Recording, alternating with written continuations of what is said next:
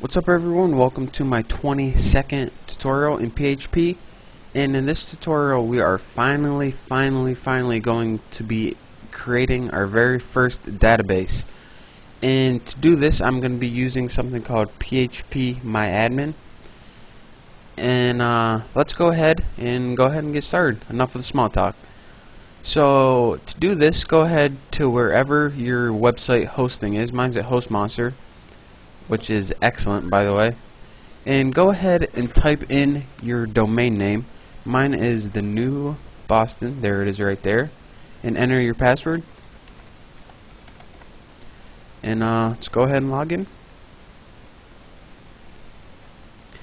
And you guys will probably see something a lot like this.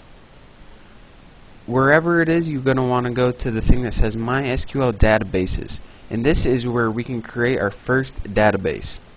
Now when you're creating a database for the very first time, the very first thing you do is give it a name. So I'm going to name mine Game, and go ahead and click Create Database, and it gives you this little confirmation: created the database Game. Go back. But the thing is, the name of your database is not actually the name you typed in. That name you typed in you're never going to use again. This is the name of your database, and you need to know this and remember it, because whenever we reference it or call it in our PHP script, this is the name that we want to use. So that name you typed in, forget about it completely. MySQL will automatically generate a new name for you, and that's the one that you want to use. So right now we have a database, and it's pretty much an empty database, but we have no way to access it.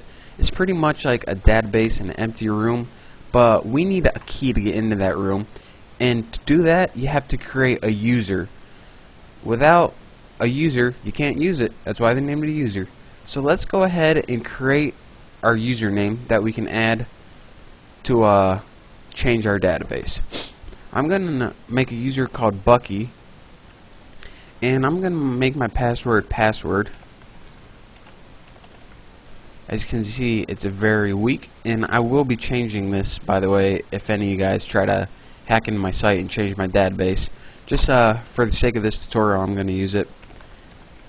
Type in password again, and go ahead and put create user. I think I pressed it. Yep. Now once you create this, it'll give you another verification. Add the user Bucky with the password mypassword.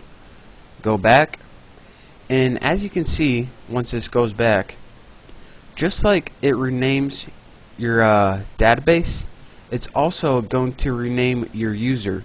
So you're going to want to go ahead and remember your user, the new Bucky. Even though we type Bucky, this is the one that we want to use.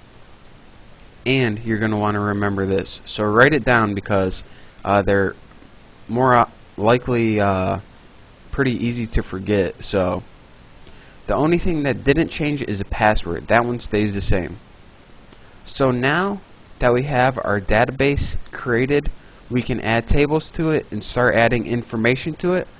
But that is the tutorial for next time. So for now, get your database made, and make sure to write down the name of it, and make sure to write down the name of your user, and make sure that you're watching these tutorials in high def. Trust me, it'll make a world of difference.